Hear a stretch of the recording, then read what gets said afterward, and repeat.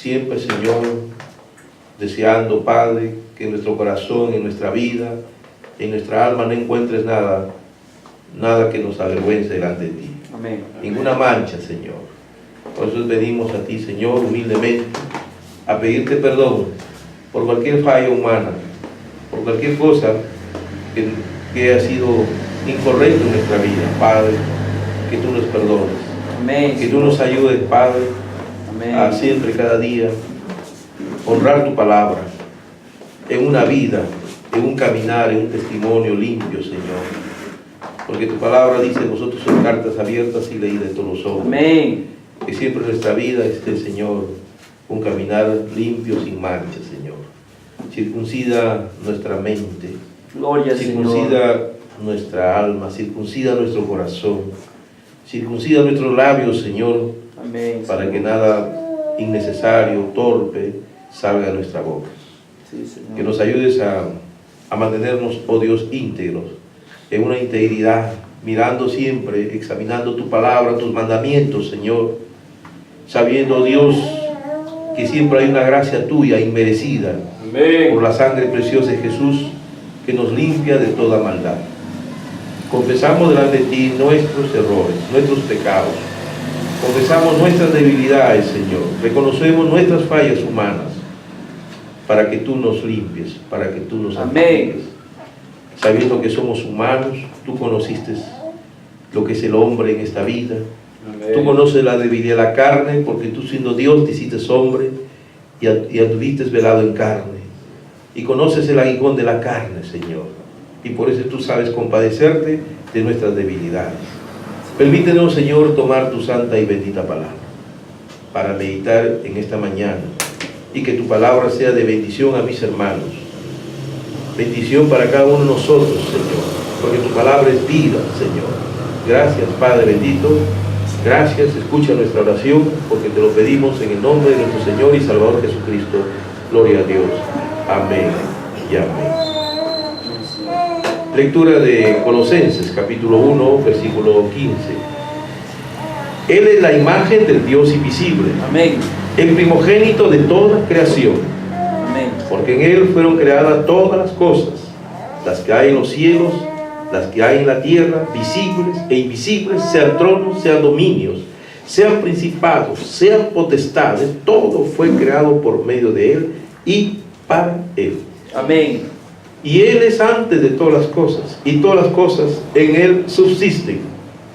Él es la cabeza del cuerpo, que es la iglesia, el que es en el principio el primogénito entre los muertos, para que en todo tenga la preeminencia. Amén.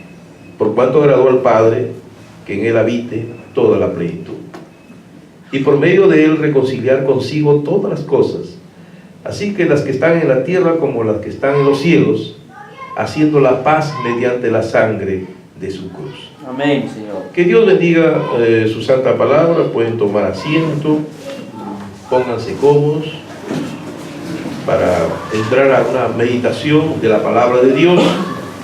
Gloria al Señor. Y este tema se llama Cristo es el misterio de Dios revelado. No, ya no es un misterio oculto, sino es un misterio revelado. Sí, Señor. Si el hombre vive y ha caminado por siglos de siglos de siglos, el hombre haciéndose una pregunta: ¿qué es la verdad? ¿Cuál es la razón de una existencia? ¿Por qué vivo? ¿Para qué vivo? ¿De dónde viene la vida?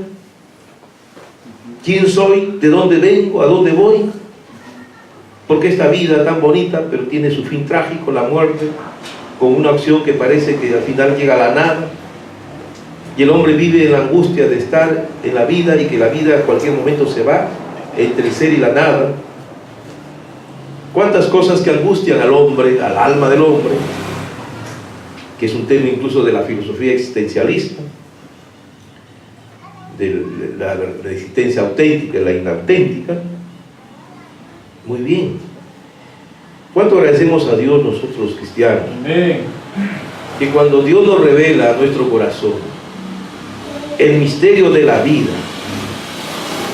el misterio de Dios, el plan de Dios, los propósitos de Dios, el secreto que Dios tenía antes que el mundo comenzara, antes que existiera un solo átomo, antes que existiera una sola galaxia, saber que Él era el que existía por sí mismo. Amén. El autoexistente.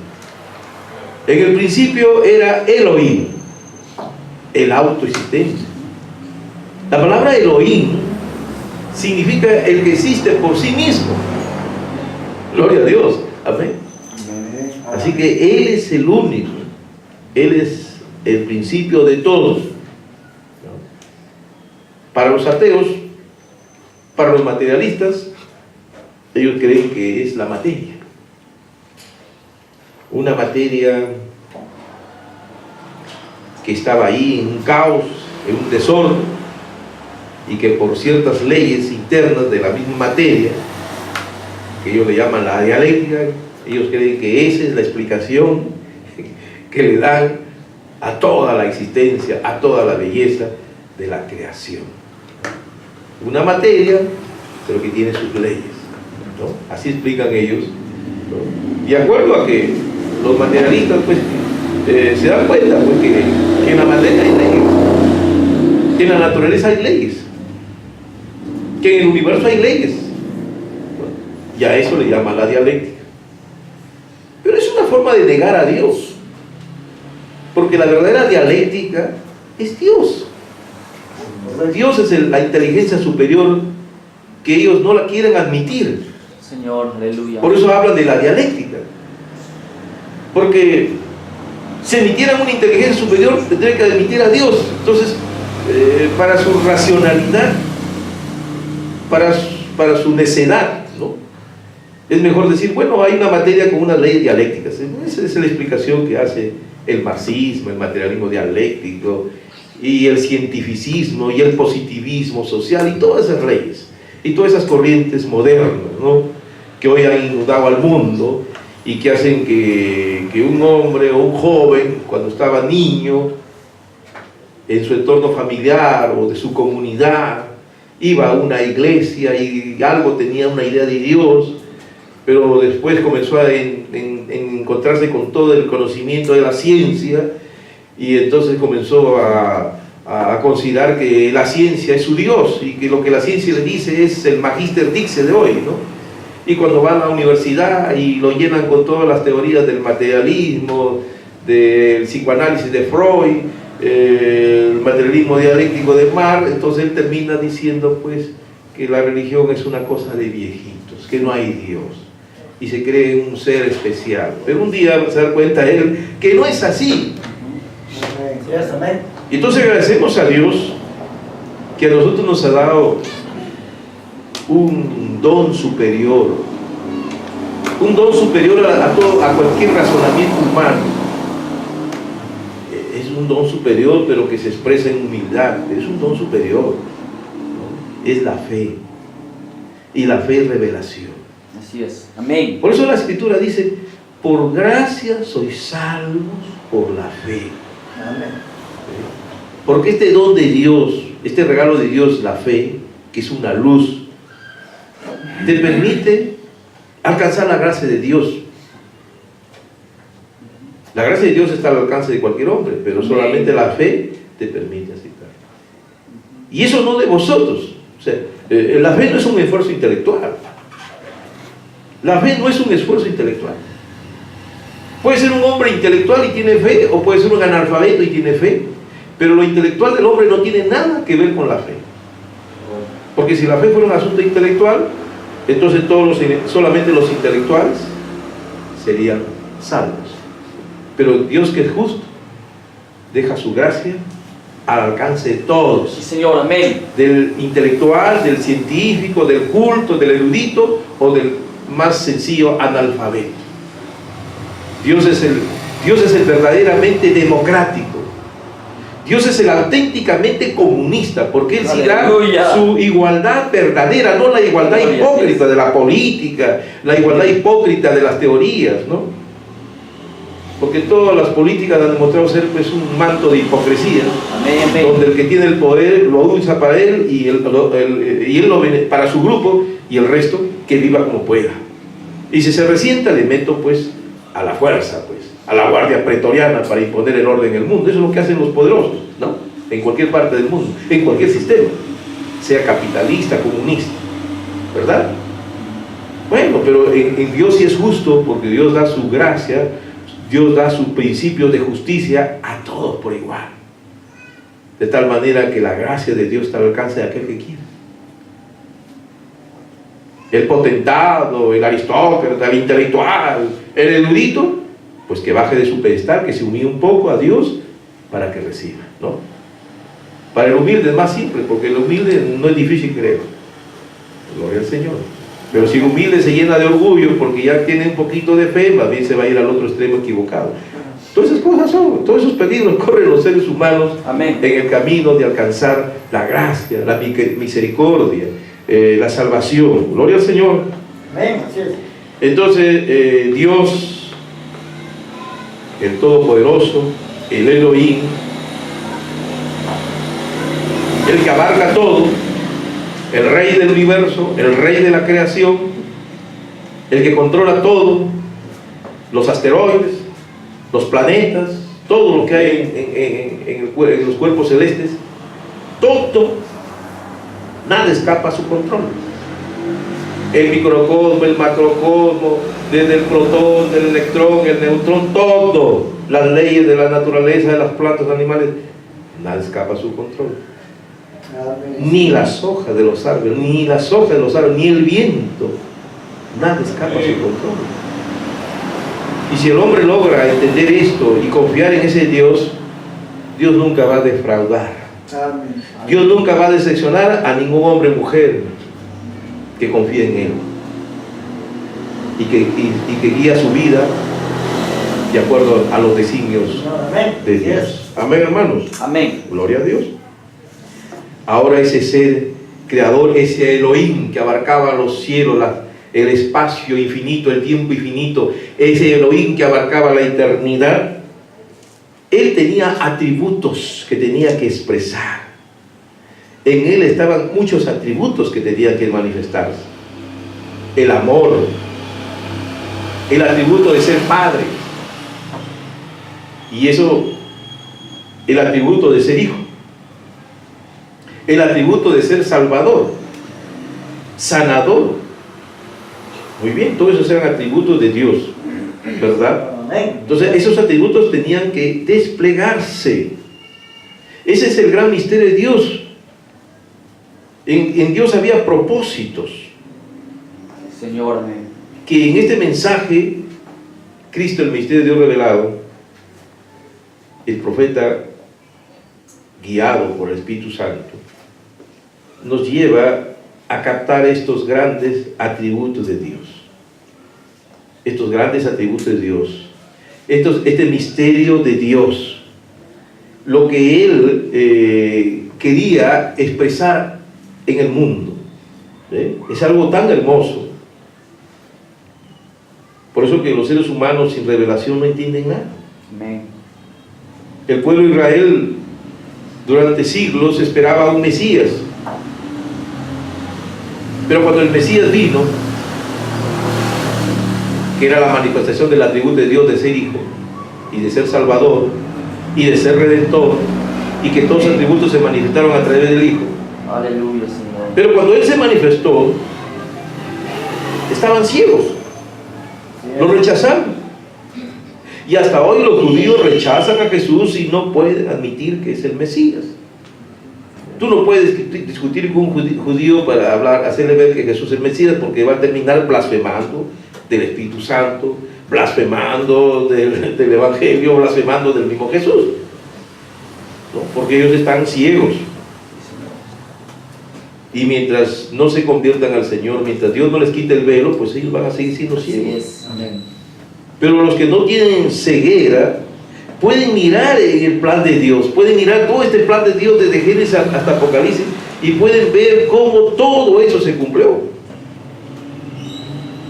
Pero ni siquiera los mismos discípulos que caminaban con el Señor podían verlo, a menos que Dios les quite el velo.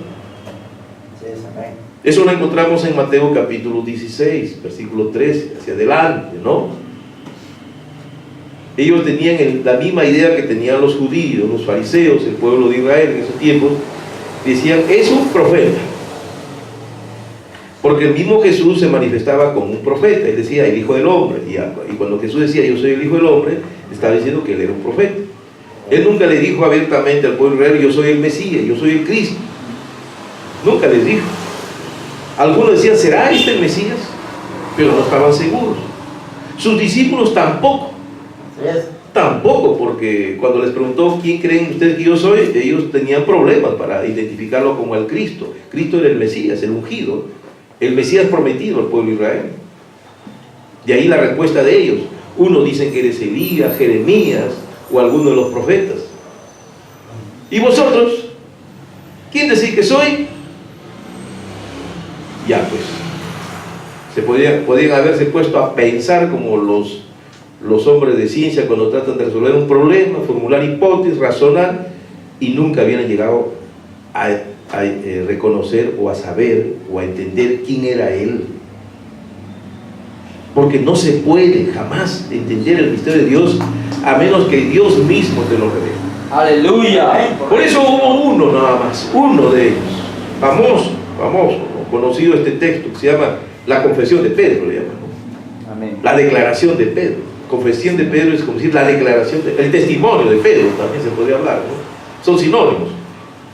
De pronto uno entre ellos, uno dijo, tú eres el Cristo. Amén. El Hijo de Dios. Amén. ¿Y por qué no supo? ¿Supo trabajar más en la mente que los demás discípulos? ¿Supo pensar más? ¿Supo razonar más? ¿Supo hacer diferencias lógicas? No fue por eso. Aquí no hubo nada que ver, ningún razonamiento. Nada. Sino que una luz, una revelación de Dios. Amén. El velo que estaba en él fue quitado. Y vino una inspiración de Dios, una certeza de Dios, que bajó en forma de fe, de revelación, y él pudo decir, tú eres el Cristo, el Hijo del Dios viviente. Y Jesús le dijo, bienaventurado eres Simón, hijo de Jonás, carne y sangre no te lo reveló. Millones de hombres pasan por la historia y ni siquiera se detienen a reflexionar un ratito. ¿Qué le quiso decir cuando dijo carne y sangre no te lo reveló? ¿Quién era carne y sangre? Él. El cuerpo del hombre está compuesto de carne y sangre. Carne y sangre es una forma de decir tu cuerpo, tu mente, tu razonamiento no te lo reveló. Ningún hombre ni tú mismo, sino mi Padre que está en los cielos.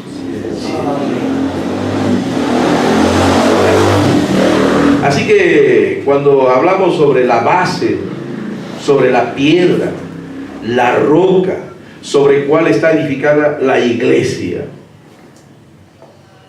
ahí está la clave. Sin revelación no hay nada. Esa es la piedra. Eso es lo que le dijo Jesús. Ya no te llamarás Simón, carne y sangre, sino piedra, revelación. Y sobre esta piedra, revelación, edificaré mi iglesia. Amén, amén. La iglesia de Dios está edificada sobre la revelación que viene de Dios, sobre la persona de Jesucristo, en su palabra. Y cuando un cristiano, un hijo de Dios, llega a tener esa luz, esa revelación de la persona de Jesucristo, ese es un nuevo nacimiento. Ahí es cuando una persona nace del agua y del Espíritu, porque puede ver la revelación de Dios en el agua, que es la palabra, y el Espíritu, que es la luz, la vida, la revelación que viene sobre una persona. Entonces ahí comienza un nuevo nacimiento, cuando una persona puede mirarlo a Jesús en su palabra. San Pablo en Corintios dice, nadie puede llamar a Jesús el Señor sino por el Espíritu Santo. Nadie puede llamar a Jesús el Cristo sino por el Espíritu Santo. Sin el Espíritu Santo no hay nada. Amén. Ese es uno de los grandes misterios que Dios nos ha revelado. Mientras no hay una guía del Espíritu Santo, solamente los hombres cogen la Biblia y crean teologías, interpretaciones de hombres, credos de hombres. Pero es un camino, como dijo el Señor, es un camino que al hombre le parece derecho, pero al final es camino de muerte. Es un camino sin esperanza, mientras no hay luz. El Señor Jesús había cumplido su plan, su objetivo, su propósito de venir al mundo. Ya había muerto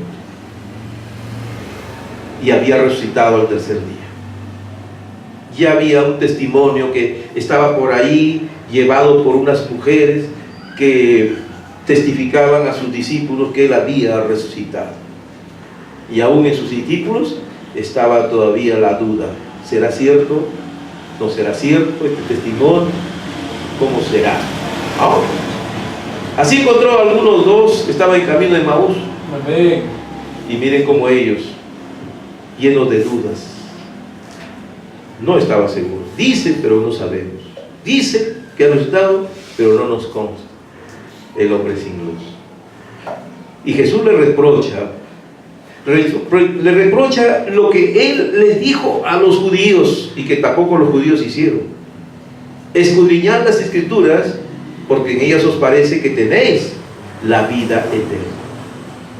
Por eso es que cuando Él se presenta a ellos no lo reconocen. Y Él se hace como que fuera un forastero, y ellos dicen: eres un forastero, no has sabido qué ha pasado. Y le comienzan a contar toda la historia de la pasión y la muerte del Señor, y lo que dicen algunas mujeres que ha resucitado. Y Jesús comenzó como un maestro delante de ellos, a mostrarles a ellos cómo estaba en las Sagradas Escrituras, los salmos, desde Génesis. ¿Cuántas escrituras les habrá citado a ellos? Y cada vez que les citaba una escritura, ellos comenzaron a darse cuenta que toda la profecía, todas las escrituras, y que toda la vida de Jesús cuadraba exactamente con las escrituras, hasta que llegaron a la conclusión que era cierto, que ese testimonio de esas mujeres era verdad, porque estaba en las Sagradas Escrituras. Ya no entraron, ya dijeron: realmente era resucitado. Mucho más, cuando Él bendijo el pan, lo reconocieron. Ahora sí estaban convencidos. Porque solamente hay un lugar, hermano, donde podemos mirar la verdad de Jesucristo. A Jesucristo hay que mirarlo en su santa palabra. Correcto, amén. A Jesucristo hay que verlo en su palabra. Amén, hermanos. Ese es el gran secreto, ese es el gran misterio, que nosotros tenemos que mirar el plan de Dios, ¿no? Dios infinito, Dios eterno, se hizo hombre y habitó entre nosotros. El gran secreto, que el tema principal de toda la Biblia es Cristo. Así es, amén. El tema principal de toda la Biblia es Cristo. Desde Génesis hasta Apocalipsis, pasando por todos los libros, del Pentateuco, de las crónicas, de los reyes, de los profetas, los salmos, proverbios, Eclesiastés, toda la escritura, los 4 evangelios, las cartas de los apóstoles, hasta Apocalipsis, todo hay una sola persona importante: el Señor Jesucristo. Amén. No hay más. Él es el tema de toda la Biblia. Si usted lee la Biblia y no lo ve en algún capítulo, algo se le pasó, vuelva a leerlo, porque Él está todo. Porque la Biblia es Cristo. Cristo es la palabra. La Biblia es Dios en forma escrita. Él es la palabra. Él es el amén, todo, la Sagrada Escritura. ¿Ve? Cuando hablamos, por supuesto, de los 66 libros que conforman la Santa Biblia, del Antiguo y el Nuevo Testamento. No estamos hablando de los libros apócrifos. No estamos hablando de los libros esos que hay en una Biblia que le han añadido unos libros más. No estamos hablando de, por ejemplo, el segundo libro de Daniel, Macabeos, esos libros apócrifos que hay en algunas Biblias. No nos referimos a esos libros, sino a los 66 libros de la Sagrada Escritura en la versión evangélica. A eso me refiero. Muy bien. Entonces, si nosotros tenemos las cosas claras, correctamente, entendemos el plan de Dios, entonces tenemos un cuadro que se puede mirar. Muchos lo tienen como un rompecabezas, ¿verdad? Cuando era muchacho había unos rompecabezas donde tenías que, la imagen, los niños juegan bastante con los rompecabezas, donde tienen que colocarlo bonito el cuadro, porque si no tienen a la vaca comiendo pasto encima del árbol. Y muchos tienen a la vaca comiendo pasto encima del árbol. Pero tenemos que tener el cuadro completo desde Génesis hasta Apocalipsis. Tenemos que tener el cuadro completo. Gloria a Dios. Entonces podemos conocer el plan de Dios. Jesucristo es el tema principal. Amén. Él es todo.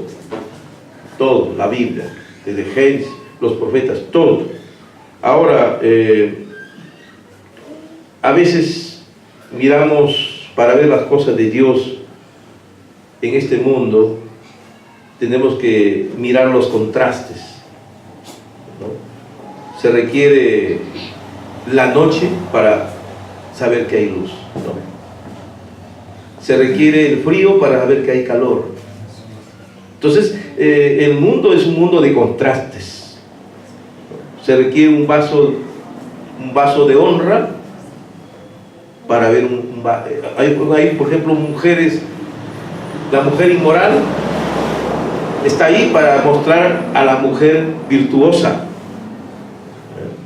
Un hombre honrado, un pícaro, un ladrón, los contrastes. El mundo es un mundo de contrastes, ¿verdad? A veces están las cosas ahí para mirar. Se requiere, pues, ver un Judas para ver un verdadero como Jesús, ¿verdad? Hay un contraste en las cosas. Una moneda falsa va a ver que hay una moneda verdadera. Así que siempre hay monedas falsas y monedas verdaderas. Por eso que la humanidad está confundida, ¿no? Tienen conceptos equivocados de la religión. Muchos hombres ven la religión solamente como sistemas de poder, sistemas de opresión, sistemas de esclavizar a los hombres. Ven a la religión. No los culpo a los hombres, a las personas, a los críticos, a los libres pensadores, que solamente ven en la religión el sistema de poder, de dominación.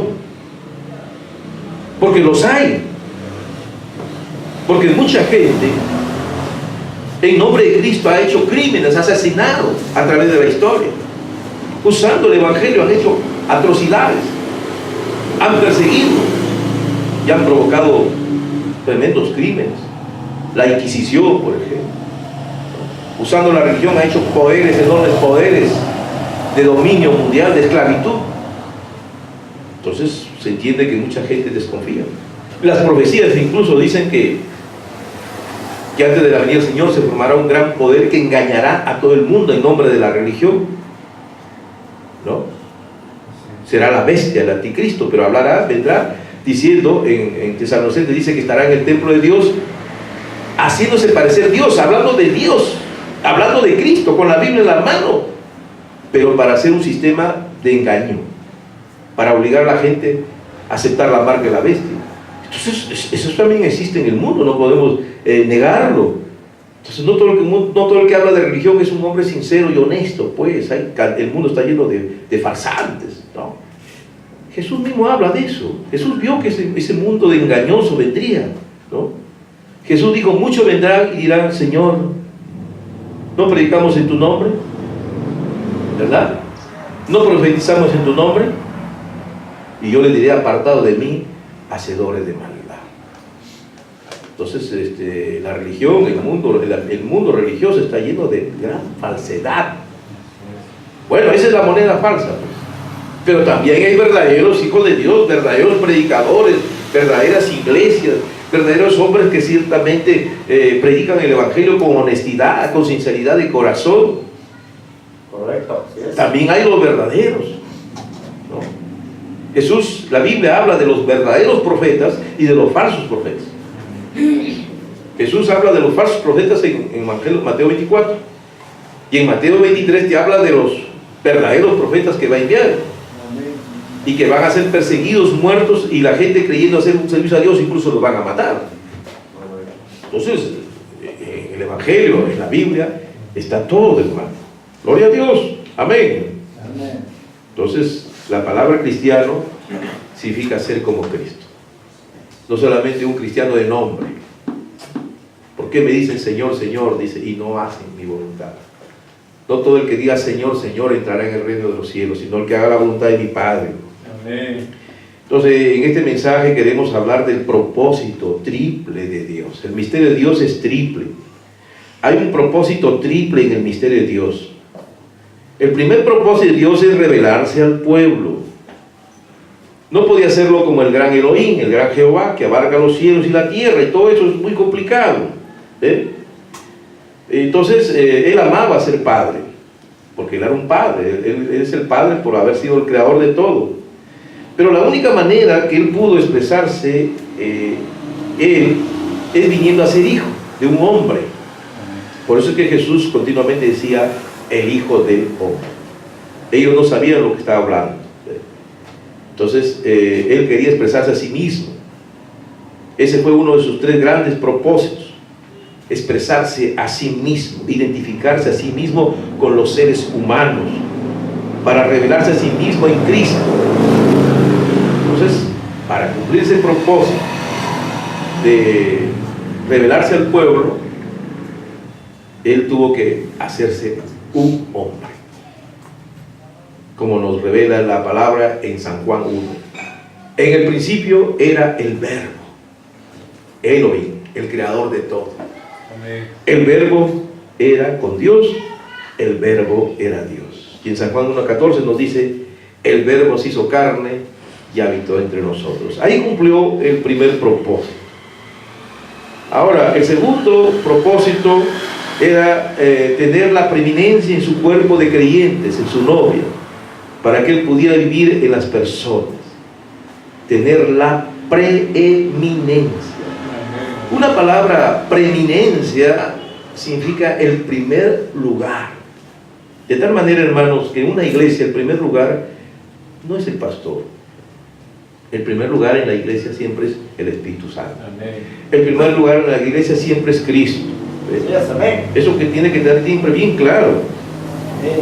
Entonces, esto es algo muy hermoso, ¿no? Eso hubiera podido hacerse en otro tiempo, porque él quería expresar su plenitud, su atributo completo. Es ser Salvador.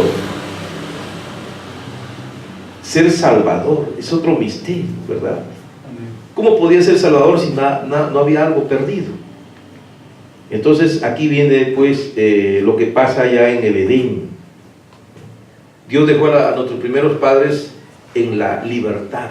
Correcto, así es. Pero Dios, por su omnisciencia, Él sabía que iban a caer. Y la única manera de redimirlos era a través de Cristo. Correcto, amén. Por eso todas las cosas terminan en Jesucristo. Dios no los empujó al pecado, Dios les advirtió, Dios les dijo, ustedes tienen que vivir por mi palabra. Así es. De todas las cosas que están en el huerto, ustedes pueden comer, menos del árbol que está en medio del huerto. El día que ustedes cojan del fruto prohibido, ese día morirán, ¿verdad? Eso es lo que nos enseña la palabra de Dios. Así es. ¿O estoy equivocado? Amén. Así es. Entonces, Dios no los empujó, Dios les dio. Dios no provocó su caída. Muchas personas pueden decir, bueno, entonces, ¿por qué Él no permitió que pequen? Debía evitar que caigan en el pecado. Era la libertad. Ellos tenían que ser fieles. La fidelidad a Dios. Eva es la primera novia del Señor. Eva, tipo de una novia, ¿no? Novia de Adán.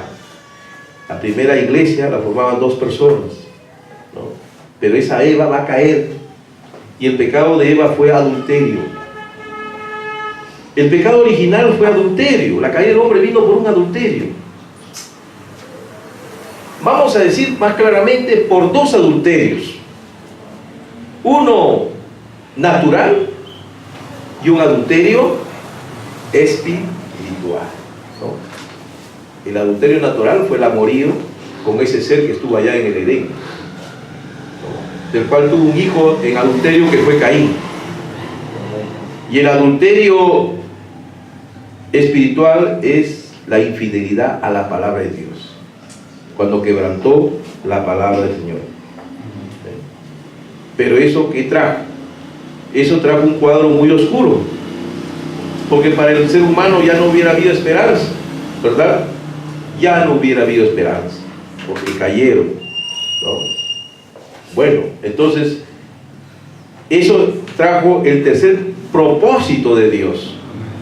Y el tercer propósito de Dios fue restaurar el reino a su posición de vida, porque cayó por causa del pecado original. Entonces tuvo que Dios manifestarse en Jesús.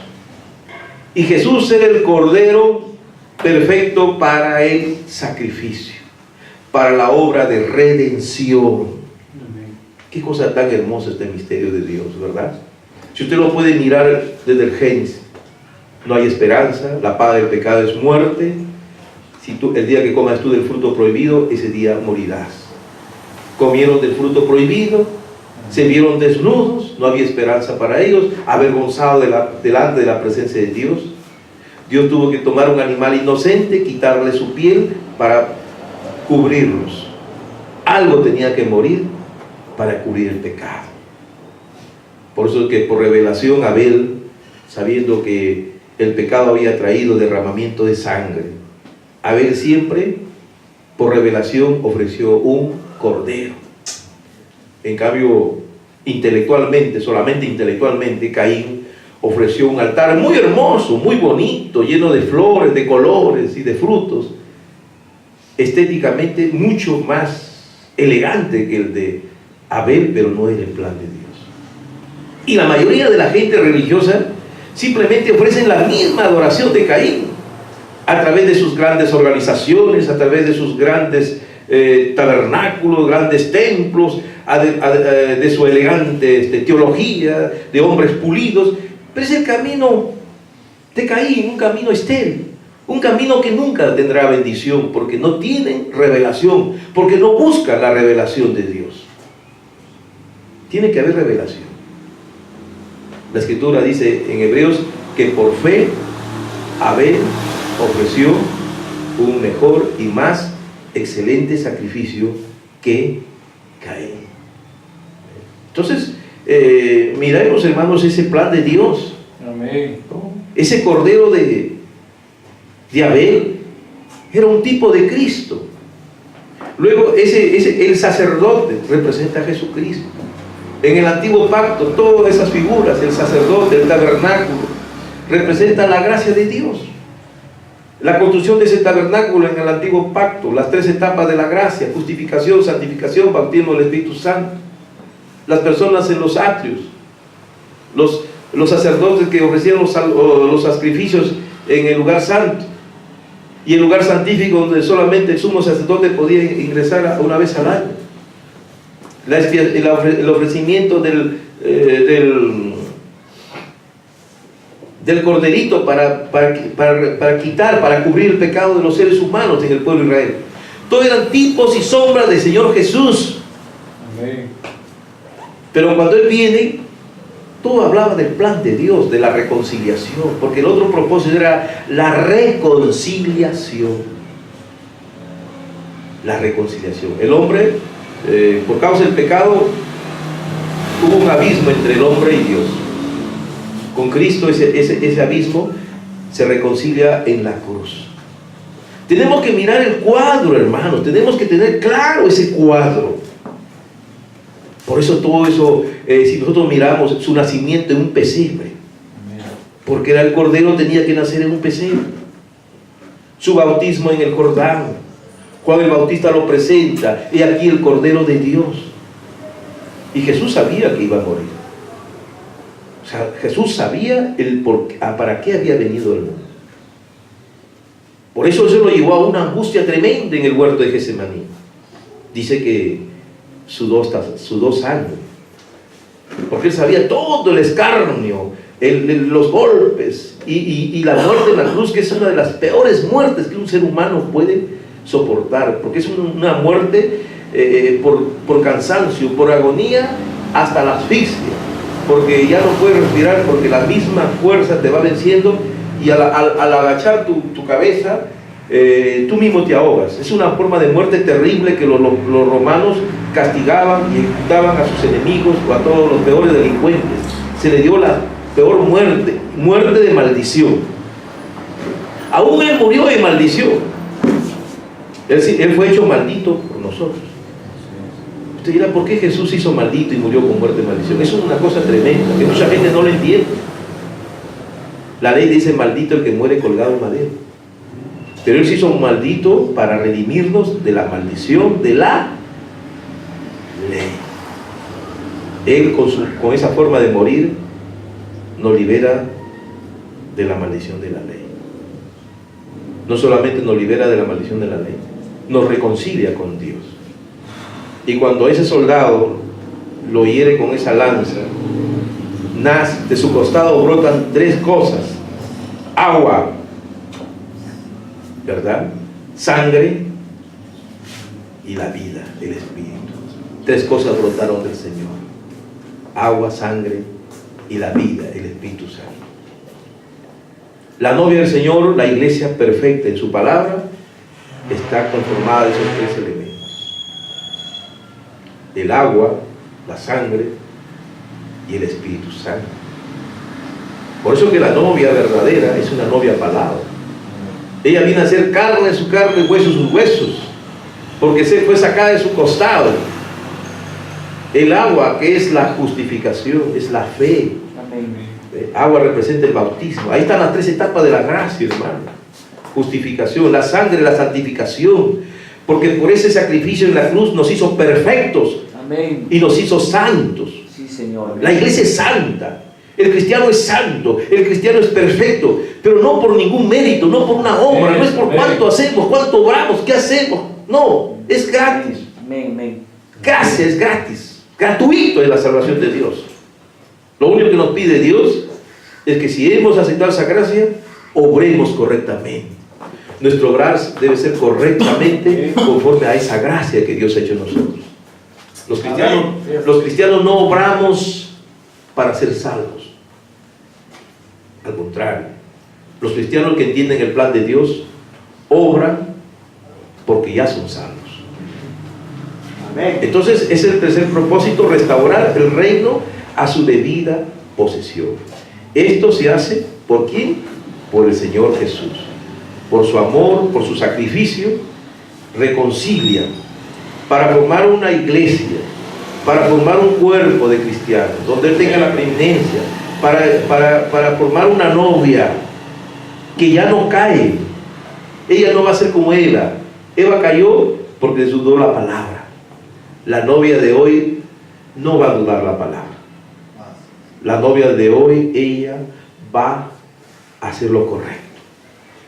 Entonces Dios, hermanos, en este plan, en este misterio, Dios sabía que su iglesia caería.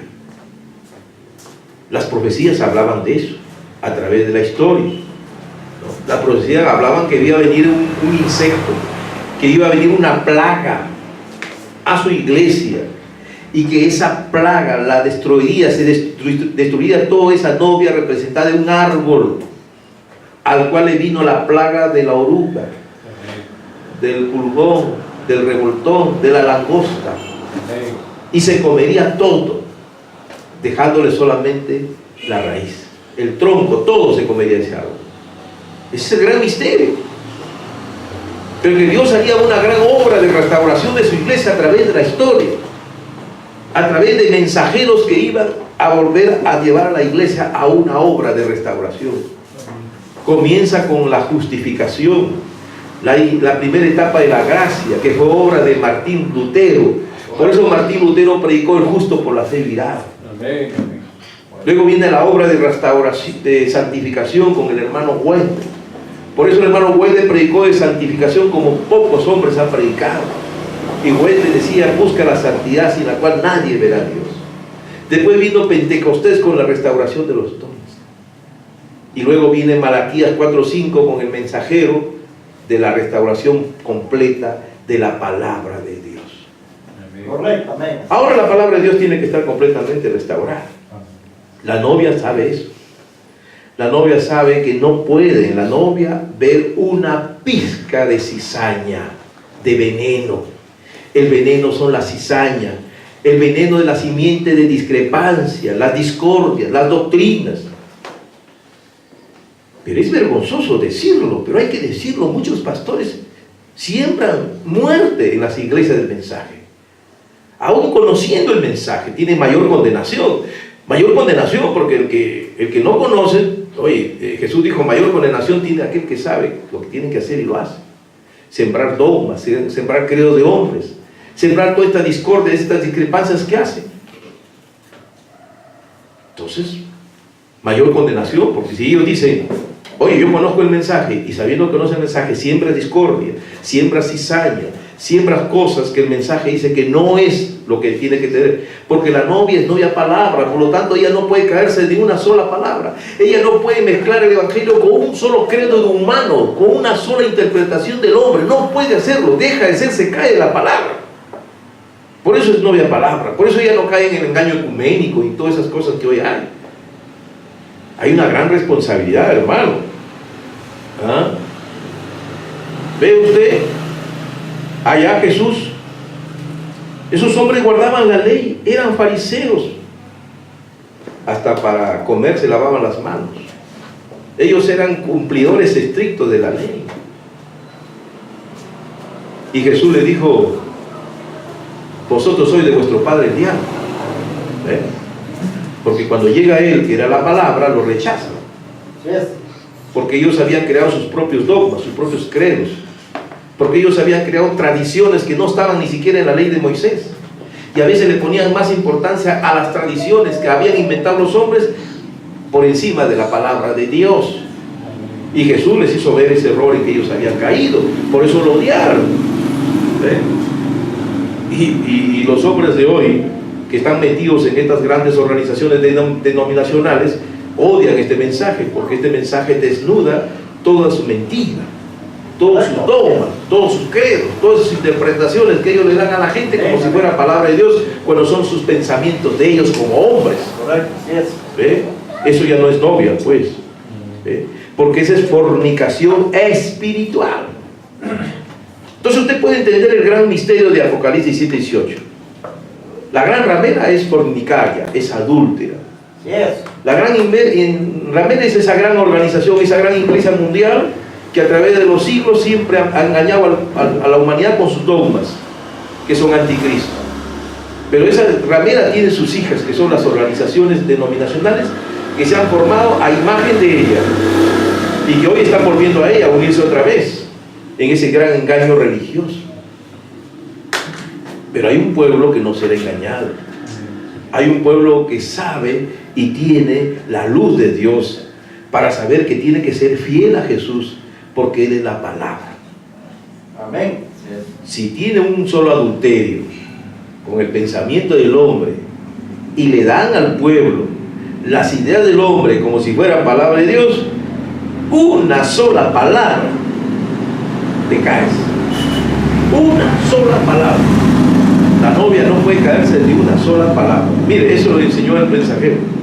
Entonces nosotros estamos ahí. Miren, se lo voy a leer.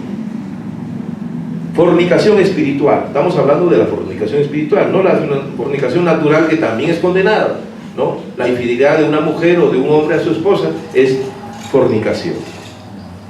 Cualquier palabra en la Biblia que es rechazada y se le es dada cualquier interpretación personal, eso es absolutamente rechazar y cometer adulterio en contra del Dios que es su esposo. Una adúltera nunca entrará en el reino de los cielos. Eso lo sabemos.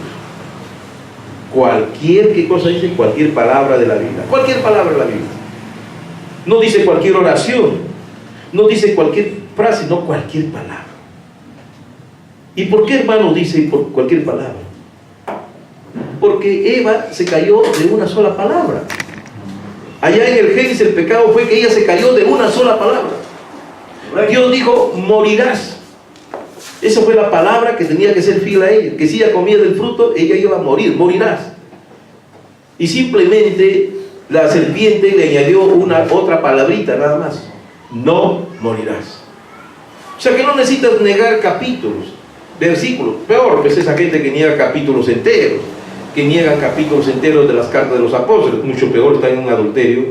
Y los adúlteros, como dice la Escritura, no heredarán el reino de Dios.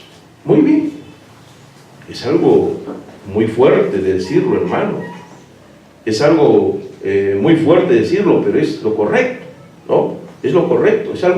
Es algo muy fuerte, pero hay que decirlo. Gloria al Señor. Amén. Amén. Bien, hermanos. Entonces, el gran misterio de Dios es de que hay predestinación en esto, hermano. Predestinación. Hay predestinación. Entonces, el gran misterio es de que hay predestinación. Por eso es que si un hombre no es predestinado, nunca llegará a comprender esto.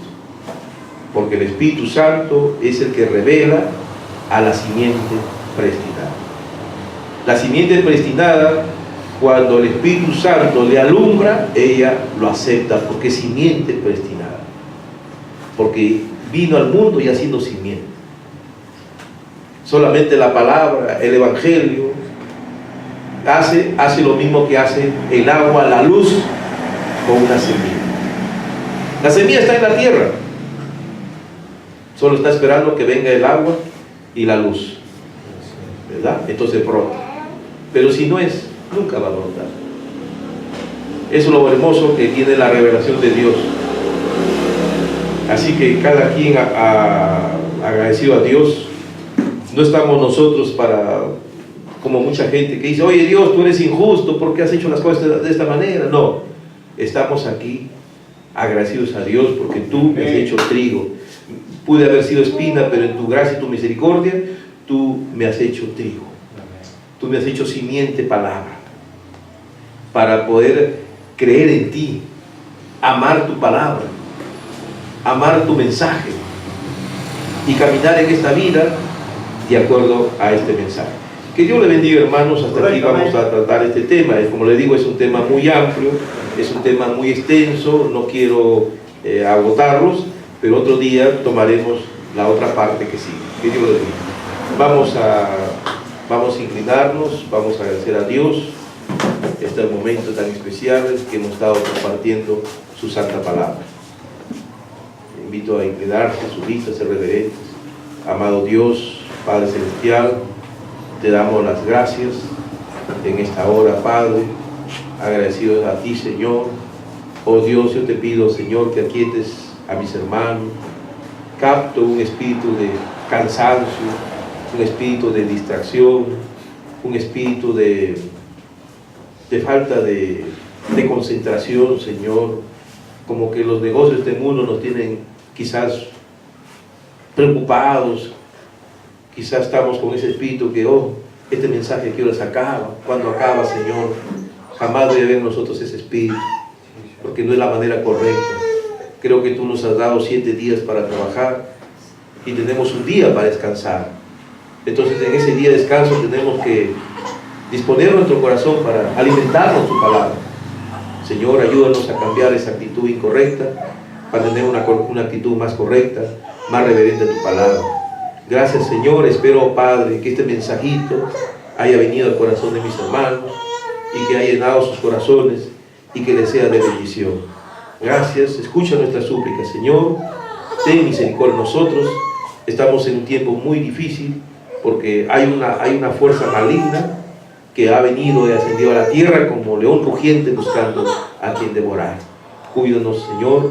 Ampáranos, guárdanos, protégenos, Señor. Amén. Estamos confiando no en nosotros mismos, sino confiando en que tú nos guardas, tú nos cuidas, tú nos proteges y tú, Señor, nos animas a seguir adelante. Gracias porque te lo pedimos en ese nombre que es sobre todo nombre, de nuestro Señor y Salvador Jesucristo. Gloria a Dios. Amén. Que Dios le bendiga, hermanos. Amén.